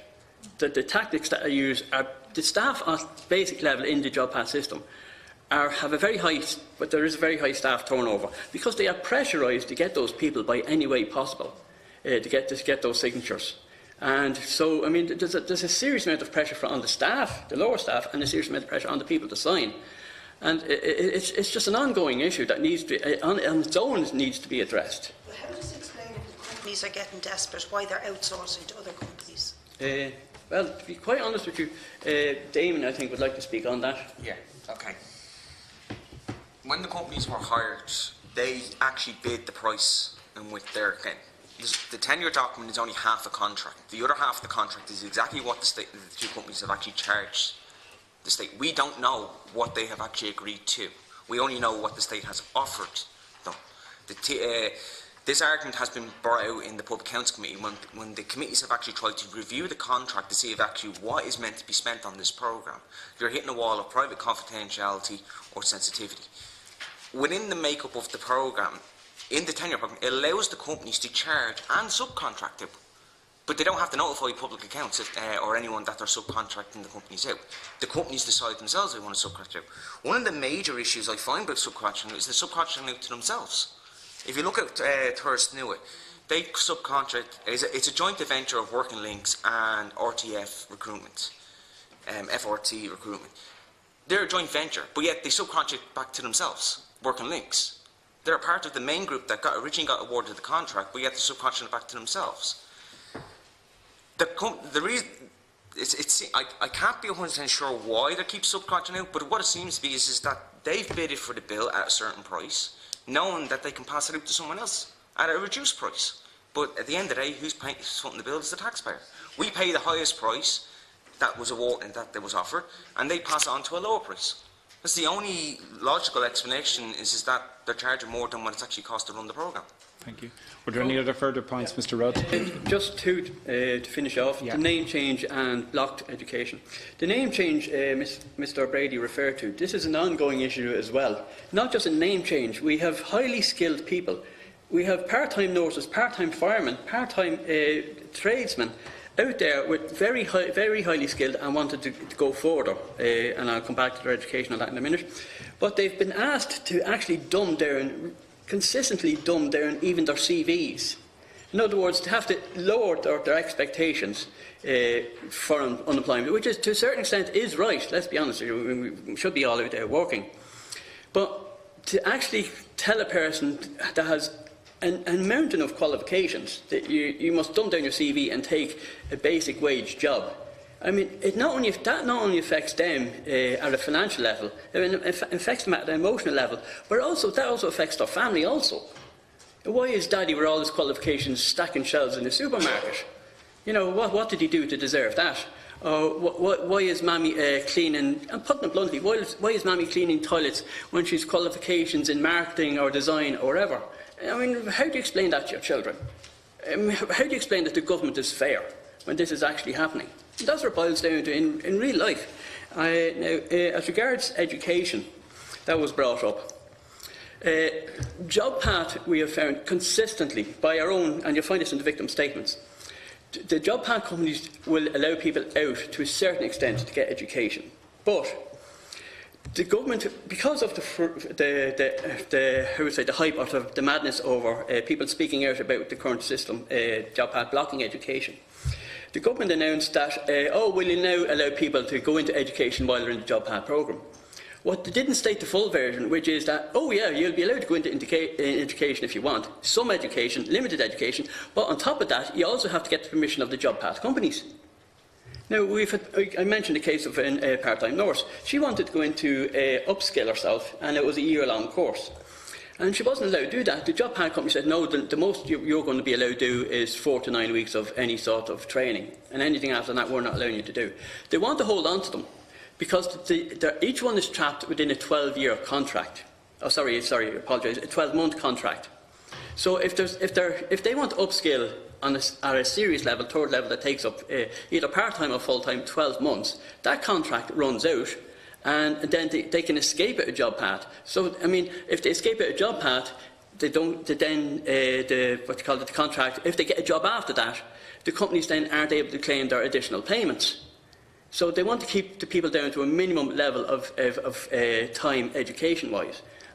This, again, is a regular common problem. And many people have come to us. Up to 2 days ago, I'm still getting phone calls about this. Many people have come to us and said, I want to do this. I want to engage within the job path programme. But these people won't let me upskill in the ways that I want to, and it will benefit not just me, but will benefit my family. Thank you, Mr. Rudd. Mr. Fagan, before I move on, was there any further points you wanted to make? Yes, to please respond to questions. Briefly and... Okay, I'm going to respond to 3 of them in one go. The ideology, the IMF and what I would like to see in the programme. Okay, you asked about the IMF agreement. I did submit this to you in writing. It was outlined in its action system. The IMF agreement was signed on the 28th of November 2010 and the 8th of December 2010 with the EU and the IMF. Under that agreement, integration of instruments to better identify job seekers' needs, profiling and increase engagement, more effective monitoring of job seekers' activities with regular evidence-based reports, application of sanction mechanisms for beneficiaries not complying with job search conditionality and recommendations for partaking in the labour market programmes in such a way as to be perceived to apply an effective loss of income without being perceived as extensively penalised, and so it can be credibly used whenever a lack of compliance is asserted. They're the IMF agreements from the bank bailout. That's under social welfare structural reform. It's outlined in. I have provided that thing. It was on page 21. Now, how does this actually relate? Can I interrupt you for one moment to be helpful to the committee? Those documents arrived late last night and have not been circulated yet, but will be. They came after the close of business, and the committee meeting was first thing this morning. So you will get the documents. So you can just take it they have the documents. So how does the IMF mix in with the Job Path programme? Well, actually, that was the Secretary-General's own admission. The last time he was here on the 8th of March, he stated that the Job Path programme is in line with the, which is actually this book, support and services for unemployment, job seekers, challenges and opportunities in time of recession in 2011. In that there, it outlined on page 14, on the third paragraph, under point 3, ethics, that we have to note that anything we discuss from now on the creation of a system to deal with long-term unemployment in a recession time always has to meet by the IMF agreement terms. So regardless of what we discuss, it still has to abide by these 3 conditions. These conditions is to profile, monitor and sanction when someone doesn't comply with the regulations. So how is the IMF involved, and how? It's because it's actually all linked. The paperwork actually links it all back together. You asked me what I would like to see about the Job Path programme. Unfortunately, even if you shut the programme down today, there's nothing you can do. As long as these contract terms are in place, a new programme is just going to be set up to run the exact same way. So, asking what I would love to see a proper activation method programme that is designed to help people back into employment, education, stuff like that. That's specifically designed for the user. But we can't, because the IMF says that we have to have these rules in place, which then there's a company that uses this as a business practice to benefit from. So, regardless if we shut the programme down today, or tomorrow, or in 2 years' time, until that money is paid back to the IMF and EU, this is going to happen every programme that you create. And this is just one term and condition that's been applied now on the people of what's in the system. There's other areas of the IMF agreement that do apply today, but this is specifically social welfare. So you ask him why, there's nothing we can do. There's nothing that I would love to see being able to walk down to my local employment office and go, look, I would like to find a job today, what can you do and help me? But you can't. It's all on the benefit of the company, the say of the company, and it's only the company is. I'll respond to the number of sanctions, referral of sanctions, specifically on the ground. It is true that the department do make the sanctions. Yes, they're the ones who physically hit the stamp on the seal and say you've been sanctioned. It actually comes directly from the 2 companies themselves. In their tender document under sanctions, it is outlined in detail, depending on what email you send, depending on what you write, depends on what level of sanction and how long it will be applied for, will be sent to the is what happens. Once the department gets that email, it's an automatic sanction. No ifs, ands or buts. This has been proven in my case when I was in the High Courts, and I've dealt with probably about 60 or 70 cases, all for the exact same issue. And one of the worst things about it is that you'll never see what that email ever says. That's hidden from you at all times. When you go to the appeals office, the companies don't have to come. They're the ones making the claims against you, but you don't have any evidence of the claim, just the department saying you have failed to engage because we've received reports that you have failed to engage. So that's why there's so many certain things, because once the company says it, that's it. You're sanctioned. The department takes it on face value. The Oireachtas research report from 2015, the same month that the programme came live, warned about this, that the belief over the companies is going to outweigh the belief of the people. This was warned well in advance before the programme was even created, but yet no one paid attention to it. There's no oversight, there is no governance, and there's not even proper records because of private and confidential arguments. I'll respond quickly about the contract. In the tender document, the PPP is defined as a plan to help people back into employment. And that's fine. Most of the PPP, I do even have my own one that was submitted in court and all here with me today. Most of it is fine. It's meant to outline my skills, my grounds and like that. It's the last 2 pages of the PPP is where the problem really comes in. That's where it turns the PPP from a plan to get back into employment into a contract. It states very clearly 3 to 4 specific terms. If you don't agree with us, we'll sanction you. If you don't provide us our information, we'll prosecute you. Now, I never know when private companies can actually prosecute someone for not sharing personal information, but according to the agreement that you do sign with Horace Newitt, you can be prosecuted if you don't share your information with them. The state will argue that this is not a contract. The state has argued in court it was a contract. I have tons of records and audio recordings from people who's been in meetings, all have the same thing saying, you signed the contract or you will be sanctioned. But sanctions the contract term didn't come from me or any of the record. It actually came from the department themselves. One of the things that most people don't realise is that I do check the records out. And there is 2 specific dates on when the state actually done joint information sessions on the Job Path programme. I outlined them in my timeline. The first one was on the 26th of July 2013, where 2 information sessions were held by the Department of Social Protection. I did provide the list of everyone who's attended that meeting to the committee today I have. The second one was on the 7th of November 2013. A joint information session was held with Social Protection and Enterprise Ireland. I've also provided that presentation to you. In that presentation, under Enterprise Ireland's presentation, it clearly defines that you're to the companies that you're to contract them in 2 separate ways. So it's the department that defined this as a contract. But only unfortunately because I'm more well aware that if I agree to what the contract says, my rights are gone. I no longer have a choice. People don't get to choose what careers they get to go into or what education they have. Someone else chooses it for their profit. So basically, the people have to work for someone else's profit and no benefit to themselves. Mr. Fagan. Yeah, that's for now, yeah. Ms. Green. Yes, thank you. The issues that relate to I hope I can remember now, but I think, John, one of the things that you were interested in is what happened to people who came to me who were then, that we would be working with and then were taken off. We had so many of those, it was tragic. People will know the adult education system will know that we have some wonderful programmes, both full-time and part-time. So somebody who's unemployed for over 6 months, our voluntary training opportunities scheme gives you 2 years full-time education to rebuild up to a level 5 skill or sometimes a level 6, depending on your ability. That's a fantastic opportunity. And then we have part-time programmes which would suit other people who may be looking to engage back in work and also upskill. So we had, I couldn't tell you the number now, and I don't have that properly, but I could get it from our database. But there were huge numbers who were taken off programme. And we had a phrase in work, and it's well known, we were trying to, and the intro case officers themselves were trying to help us stop somebody, be Thuris Nuid, as we would call it, so that we could get them in time to get them on a programme.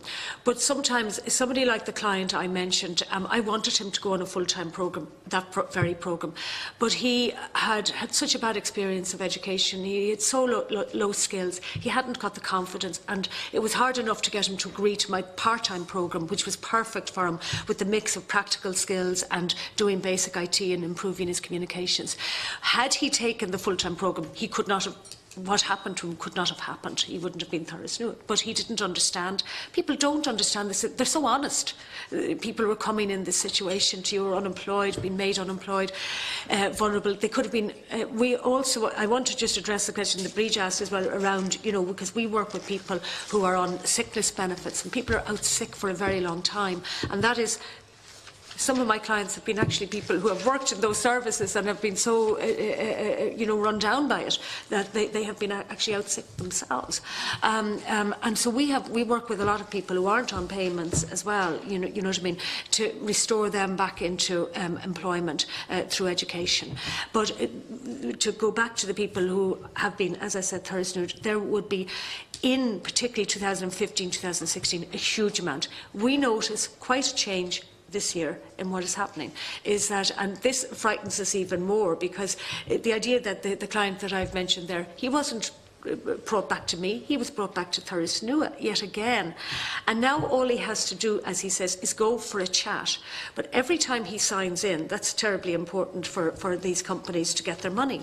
And he's not been asked to do anything. And he's such a shy man, and he's so afraid that suits him. I just have to go out to the town once a month and go down there. So what a ridiculous waste, yet again, of his opportunity to have an opportunity to have a quality of life at his age, at 63 now, 64 now, that he's going on to be. So we have several people who are working with Thurles Nua. They then will not engage with them. I had one young man who I had arranged, and I'm really upset about this, and I've looked for this young gentleman, an assessment, an educational assessment. Anyway, he was with Thurles Nua. He didn't engage with them. The person in Thurles Nua has been quite good, has looked to try and get him back. See, he hasn't turned up there. What has happened is he's been sanctioned. So he, I would say, is self-medicating, because I had a concern that he was doing that already for what he considers depression and for other issues. And he's off our books. He's off everybody's books. He's lost to society.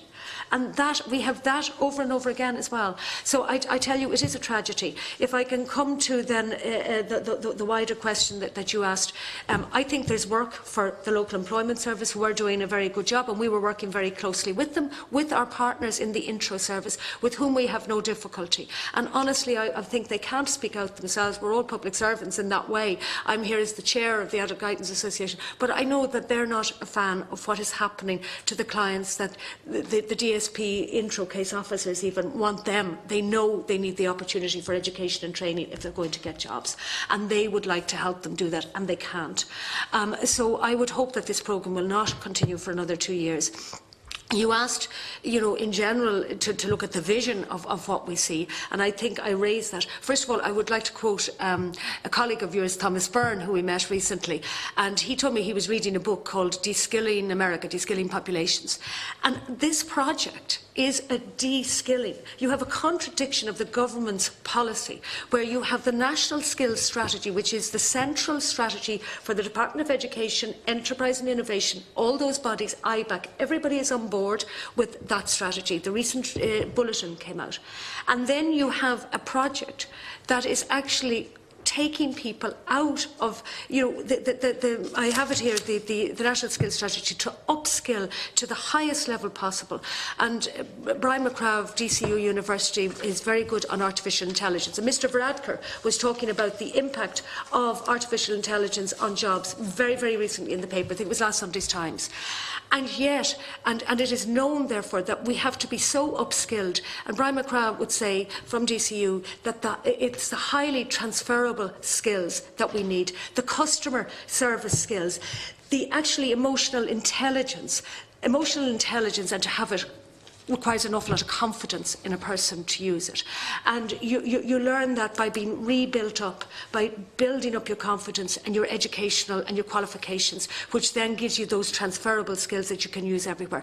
And he also said, so emotional intelligence and empathy, these were the qualities, as Brian McCraw was saying, in the new world order for the new jobs that we don't even know exist. And yet this project is taking people and keeping them in very low-skilled jobs. One other example I will give you of another woman who stayed the year. She wanted to come off the programme. She hated the job she was in. She was ringing me from the toilet in a local first start-up place. She stayed the year because if she couldn't be made redundant, she would lose her rights and entitlements and she wouldn't be able to pay her rent. And she was a wonderful person with some challenges that was doing this all on her own. She stayed in the job. She was made redundant the day she left. She was not... the idea was that she wasn't kept on in that job. So she had a weird year when I was about to get her with her degree onto a childcare programme. So these are the tragedies. The vision is that we want joined up thinking. I've mentioned in the statement that there is a fragmented approach. That has been stated.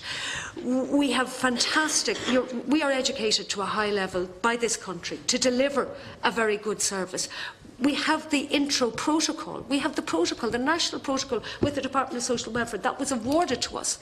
And yet This project completely ignored it. So I'm asking for you to push for the review of guidance, which was due out last September, has been delayed, and that will deliver the further education guidance strategy across all services. And there is work. If there's somebody in Thursday who is highly skilled who wants to come and join our service or the local employment service, I think there should be an amalgamation of these and a properly run, integrated further education, training and guidance service for the country for what is going to happen. We're in very up times at the moment, but we know, you've lived long enough, I've lived long enough to know that I've been from the 70s to the 80s to the 90s, I've been through every recession, and I've been affected myself in my career, but I had some career resilience by having good educational skills which I could then work on. And I have gone up and down and across the learning axis. I have done a level 5 in childcare myself. My husband, who was a solicitor, lost his business in the crash, in the recession, and I'm so proud of him. He had to pay because he was self-employed. You've changed that rule now. I mean, that's one little thing that has happened.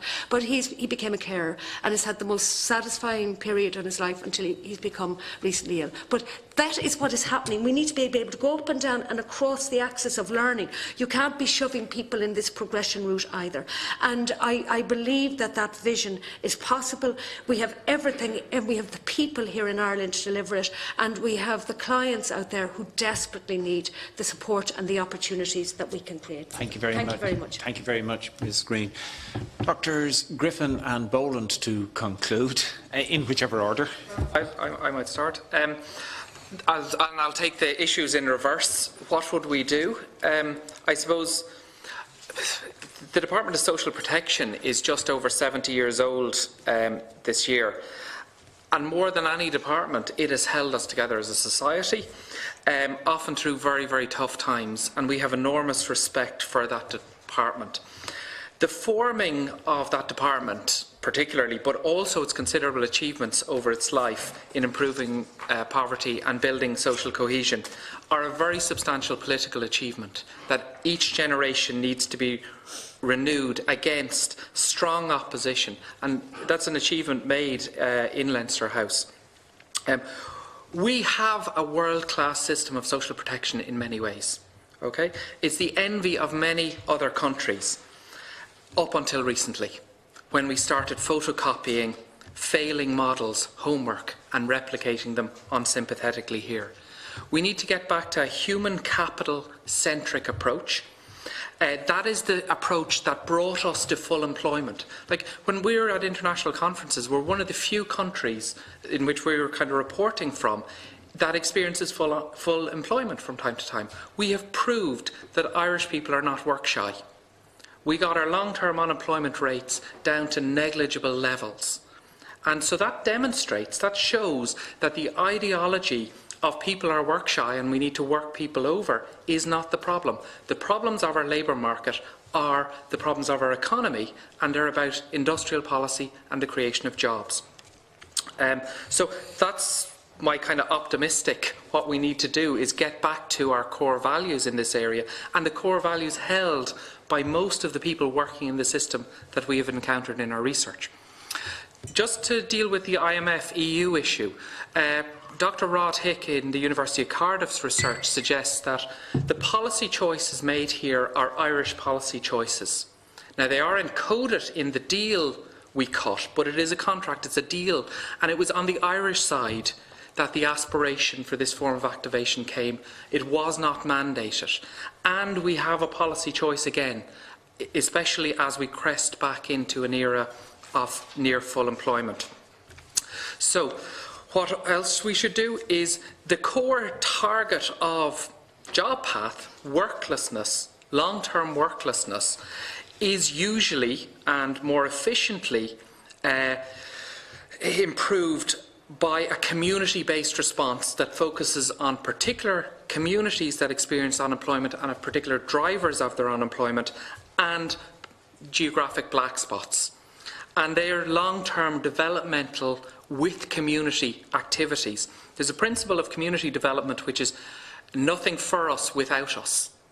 The Jobs Path scheme is being done to people. It's not done with people. In our research, we've encountered all our unemployed people that we talked to, like all 121, attempt to navigate their way out of unemployment, and they are looking for help. They exist in their own personal labour market, not the broad labour market. They have specific geographic restrictions, educational restrictions, aspirations that they're trying to fulfil through the labour market. And supporting them in a really meaningful, human capital-centric way is what we need to do. So Tom is going to talk more about the kind of deadweight effect that is going to the Jobs Path has by not being a black spot or a community-led project, but a kind of blunt instrument that cuts across an entire population of people who broadly don't need that kind of activity. Just to pick up on another thing that was said, it's our sense, and this has been relayed to us by a lot of insiders within the department, professionals within the department at street level, at the offices and more at the policy level, is that most of what, or not most, but a lot of what's being done in this would not survive judicial scrutiny. And this relies on the practical reality that unemployed people don't have access to our courts. And specifically, sanctioning is against the principle of natural justice. The sanctioners are judge, jury and executionary. There's no sense of proportionality. The natural justice cycle of clear, unambiguous notice, formal warning, representation, advocacy and appeal are not intact, and the level of oversight is a disgrace in this, and the level of transparency. Little bits of information are figured out through PQs, and it leaks out. And that's, if they were proud of this system, it should be open to scrutiny, it should be reporting. And we know this by our county-by-county data, that it doesn't appear they work to a consistent standard. There's no standard of work in which you can say what really delivers this is the high level of appeals that are successful. That if they work to a consistent standard, there wouldn't be that level of successful appealing going on. Okay, to deal with other issues. Another concern we have is that the case officers working within Job Path are not appropriate individuals to work with the vulnerable population of people. Typically, they themselves are on short-term contracts because the Job Path contract is for only 4 years. Clearly, they can't be employed for a longer time frame, and they're paid on a poorly thought out, what's called a performance model, but in reality is more a look-based model. Essentially, if you're in a highly liquid labour market like Dublin, you've got a really good chance of placing people in any job. If you're in Mayo, Carey, if you're in Wexford, forget about it. Typically, the kind of people that are case officers are business and marketing graduates, usually with an emphasis on sales experience. So while Jobs Path has doubled the number of caseworkers, this is done without reference to their capability, character of contract situation. And we have a fear that all this opens the state up to liability downstream, because of the kind of things that are happening here. So just to kind of conclude, before I hand it over to Tom, our sense is that Jobs Path doesn't work. It damages users at the point of use and long term. It damages everybody in the labour market. Because if you think the massaging of CVs, well, companies getting CVs no longer trust CVs because they have to then start validating that this isn't authentically written by the person who's applied for this job. You can't hoodwink employers through an office of the state. And our sense is that the use of outsourced providers here allows people who would have a public service ethos, or it takes them out of the loop and reduces the standard there. It is a very expensive upfront, and based on our concerns about judicial scrutiny, there may be downstream liabilities to Jobs Path. So. Thank you, Dr. Griffin. Dr. Boland, to conclude. Thanks very much. And taking into account that there's so much been said already, I'll try to be very specific. This issue of the case of the traveller man who had his name changed was brought up by several deputies, so I wanted to reflect on that. That data is protected by the WIT Ethics Board, and we're not really in a position to share it in a straightforward way. We publish reports, books and so forth, which has anonymised data which deals with these things in brief. I think we've submitted several things to the Department of Social Protection and obviously to the Minister also. We will hopefully produce more in the future. It's important that confidentiality is respected in this case. Basically what happened, to fill in what happened, I mean, he was sitting down and he was attempting to cooperate, and then somebody said, right, this is your CV. They changed it online, more or less in front of him, and said, right, I'm going to submit this now. And they just sort of took over the whole thing for him. They just took over the driving seat. He had no agency whatsoever. They just did it to him as such, without his consent at all. Okay, so that's that. I want to pick up on, I mean, as Ray says, job path is not really a payments by performance, despite all this talk of payment by outcome. The real thing that's performing here is not job path providers, but the Irish economy. The Irish economy performs, people get better jobs. You can tell by what the quantitative data that even though there's an initial bounce, an initial bump of people making commencements of employment, 25%, which is higher than that which would be without job path, these are people that don't stay in employment for any longer time, and the negative effects of beating them into them, using the stick with the threat of sanctions, or sanctions, will have negative effects in the long term. The only thing that it can possibly do is act as a sort of an intimidating middleman that makes sure that people apply for whatever job's going. So it's not intervening in a natural market, but creating a market. It's what we call market coaxing.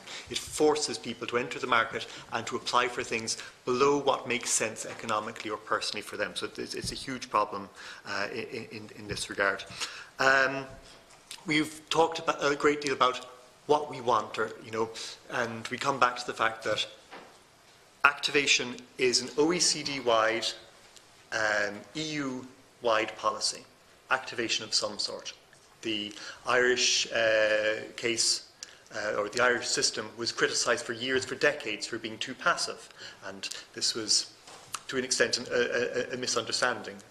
To an extent, we were active in that we provided training and back to education supports, and the thing that was missing was this thing of conditionality. And as several people have suggested already, and replying to Senator Higgins, work first doesn't work. Human capital building and education and opportunities, training, whatever it is that people choose, does work. So the thing is, though, a system will be designed to follow up some form of activation, and the question is what form of activation. And it's very clear from what we've heard today that it needs to be professionally run, that it needs to be focused on training and so on and so forth. But one of the things that, when we begin to think realistically about these things, is even if they are properly legally administered and backed up and passed by the Oireachtas with proper oversight of the Attorney General, sanctions are a part, and were previously a part, of the welfare regime, except that they were sort of a nuclear option. If you did it, you took somebody's entitlement away entirely. So now we have these smaller sanctions that are being applied very much without responsibility, without due caution. So it's clearly, we need to look at how we do these sanctions. We're not going to remove them utterly, because then there's no stick whatsoever. We really need to look at how we do sanctions. They need to be clearly signposted. They need to be not for all situations. You need to have a difference between those things which are compulsory, maybe attendance at meetings, but everything else being optional as far as possible. Then you need something in regard to making them some sort of proportionality, leniency for first offences, or no first offences, a warning. In France, I believe that they have a 3 refusal system. I talked to people in Brittany, and their system appears to be you get to refuse 3 jobs first before you can even possibly be sanctioned, and they have to be looked over and are properly regulated to see that they are suitable jobs for these individuals. We can do this. We can photocopy better policy than the UK policy, I think. In doing this, in reorienting and changing the welfare system, and there will be a new system which will be trumpeted in some sort of way, it's got to undo a lot of the damage that's been done to the economy in terms of low wage and precarious kind of work, but also restore people's faith that when you go in, you will be helped, you will be supported, you will not be subject to caprice, the rules will be explained, they will be clear, and that you will be given a chance, you will be given a generous interpretation. We need to renew the sense that this is a social safety net that you can rely on, and that builds cohesion and a better economy with decent work and an expectation that if you fall on hard times, there will be solidarity and people will help you out and the state will support you. Thank you very much. Dr. Boland. Deputy Brady, we're going to conclude brief in a moment, so if you want to make a brief comment, please.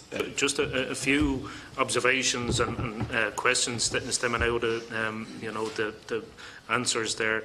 I suppose a couple of things that struck me there, just in the concluding remarks, that obviously JobPath doesn't work. It damages users and it damages everyone in the workforce, and potentially downstream that there could be liabilities coming as a result of JobPath. And I think that is a very it's a huge statement to make. It's something that I have said, that this is an investigation in the making, that we will be coming back to this, because I think the vast amounts of money and the issues, we know there's been High Court cases stemming out of it, and I think that is only the beginning of it. I just want to touch on the whole issue of sanctions. And it ties in with core values, and we need to get back to core values. But I think that the sanctions is,